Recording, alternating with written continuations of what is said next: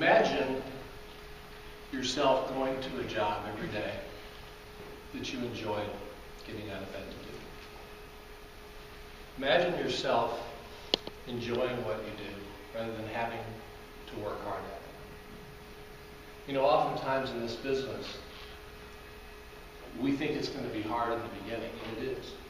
I'm not saying it isn't. But we struggle with it, and we put one foot in front of the other every day, trying to make a living.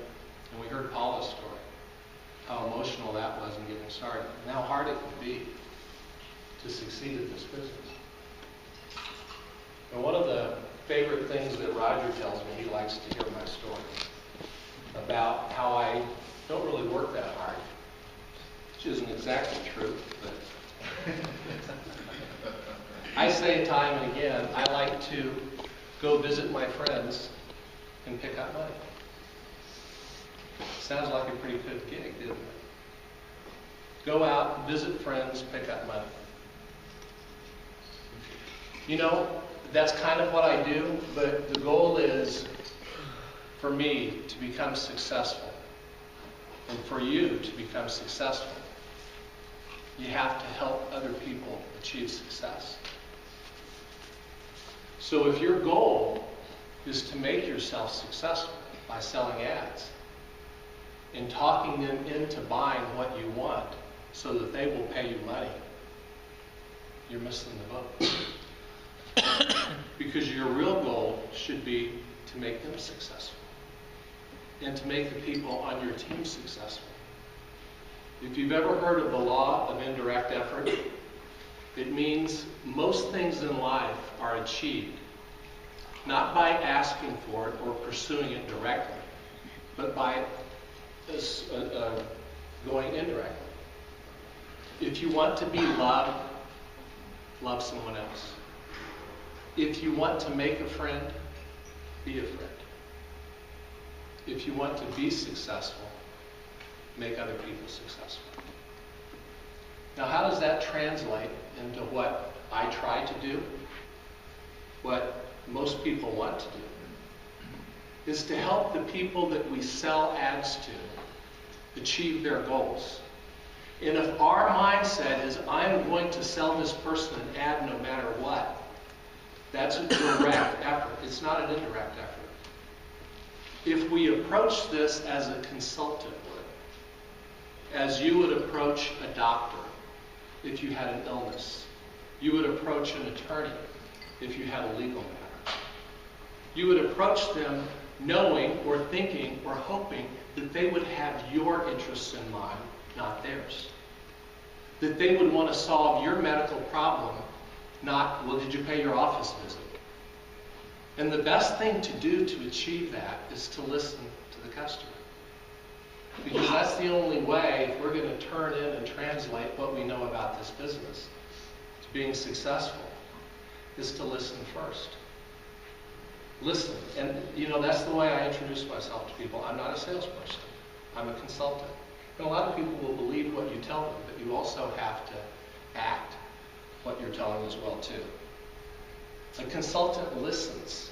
He doesn't talk. A doctor doesn't say, okay, well, I'm going to prescribe this. Well, wait, you don't know what the symptoms are. You don't know what I'm feeling, right? So the first step in helping someone be successful, and if that's our true goal, that changes the whole perspective of how we sell.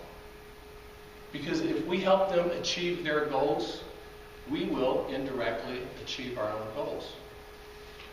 What does that mean? It means taking an interest in their business. It means listening. It means, tell me about your business. And during the course of the conversation, if they become convinced that you are there to help them as opposed to help yourself, you're interested in the ad or the promotion working to their benefit rather than yours, once you cross that bridge, you've got a customer. Not for once, but for a long time. And that means selling them right the first time. Understanding the limits of what we do and the advertising of what we do, what it can do and what it can't do. but that they should be satisfied with what it can do. There's many people here, and we train people, and it's not a bad strategy, to sell ads based on coupon redemption. It didn't, and how many times do I hear, well, he stopped buying from us because he wasn't getting enough ads. It didn't work for him. God, that just sets me off when I hear that. Because it wasn't sold the right way. We talked that customer into buying an ad because we made him expect he was going to get this level of response. Well, if you've been in this business long enough, you know it all depends on the offer. It all depends on his business. It all depends on what he's selling. A real estate agent, an insurance agent, is different than a Subway or a burger stand that's likely to get great redemption. They're all different. But if you've ever worked for another advertising company, you're spoiled by what we do because we can sell something that shows immediate impact. How does someone sell a billboard ad when there's no redemption? How does someone sell radio or TV when there's no measurable redemption on that? Well, they sell it for the value of what it is. And the secret to success is making the customer's expectations match what is most likely to happen in the real market and to have them satisfied with that result. I don't think you can successfully sell this product if you don't believe it. You can take people's money and you can hope that it achieves what they hope it will, but that's not looking at their success. I couldn't do this if I didn't believe in what I did.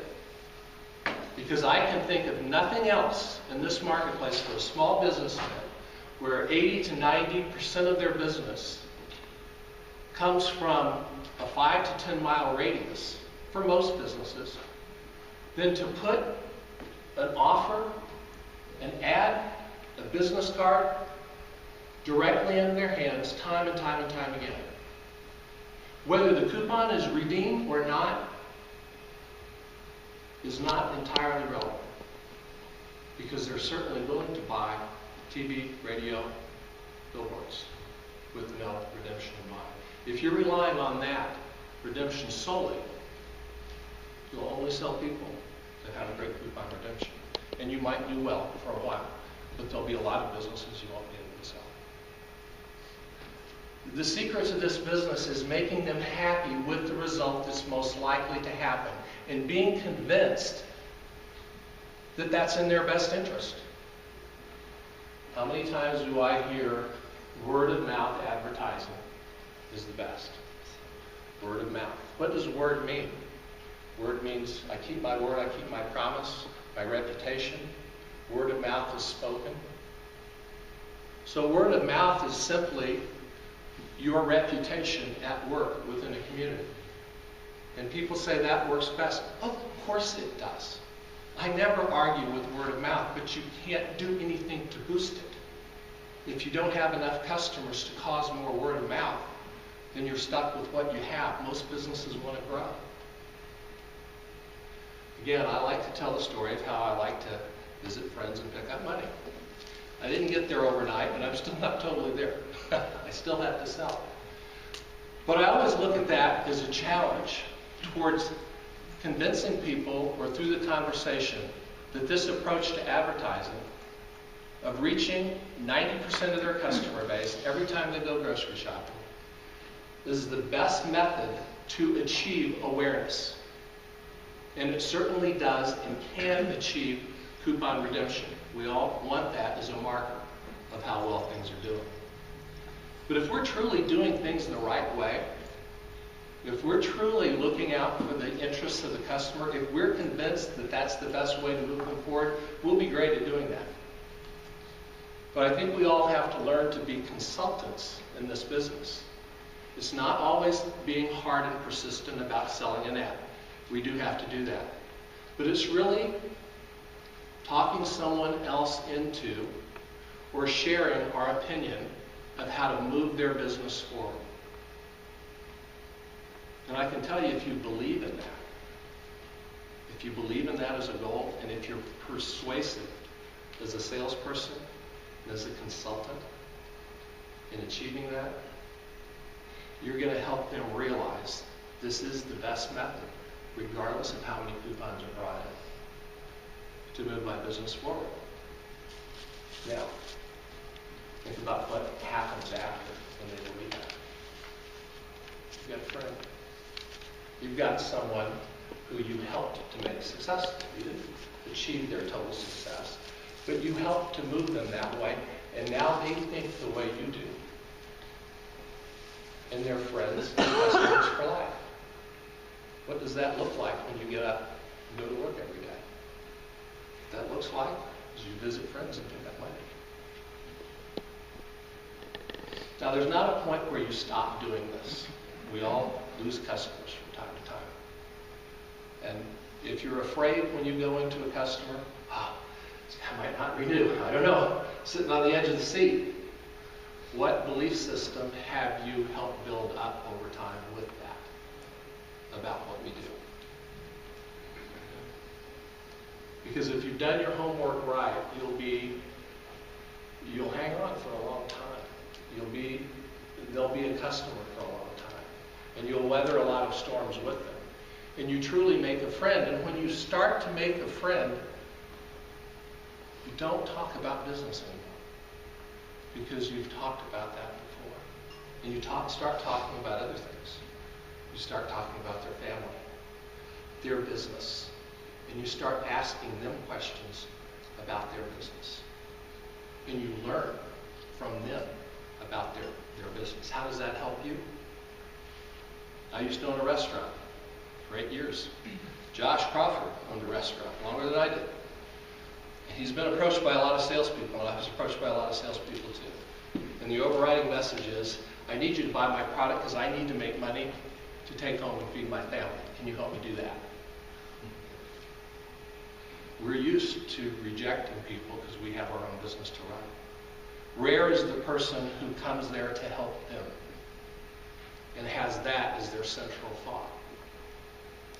But when you achieve this, your whole life and outlook change.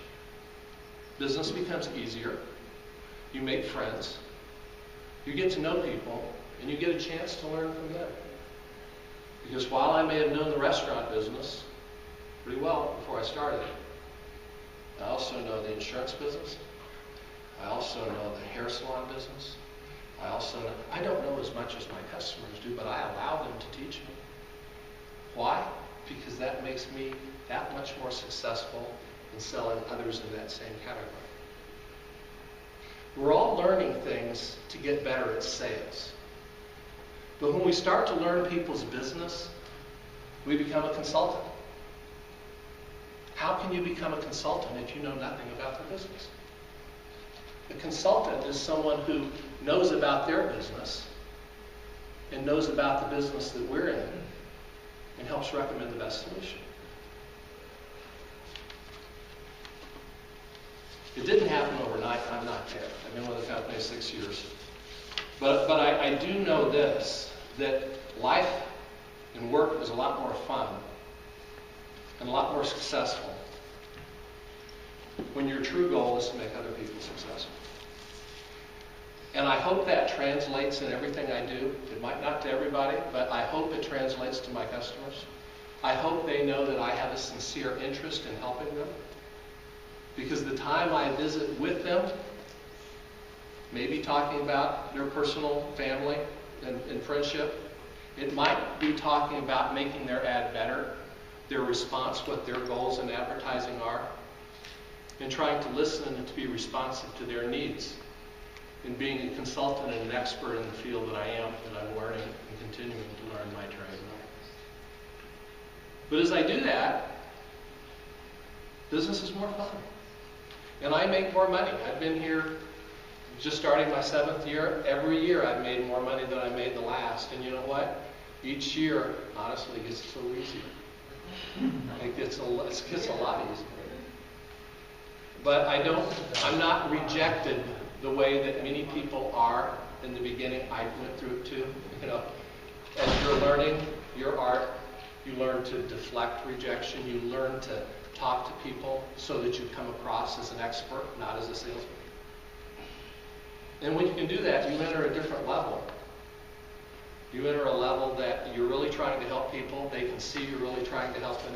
And nothing that might not be right for them. And if you think that I close everybody that I walk into, no, I don't. If you think I get rejected by people, yes, I do. It doesn't hurt very much, though. Because I'm confident in what I do. And I know that my true interests are helping them. And if I do that, I will be rewarded. Sometimes they just don't get it. You know, sometimes I'm not good enough to convince the people who don't believe in what I do. But I won't stop trying. I won't stop trying. I'll just take that as a challenge and move on.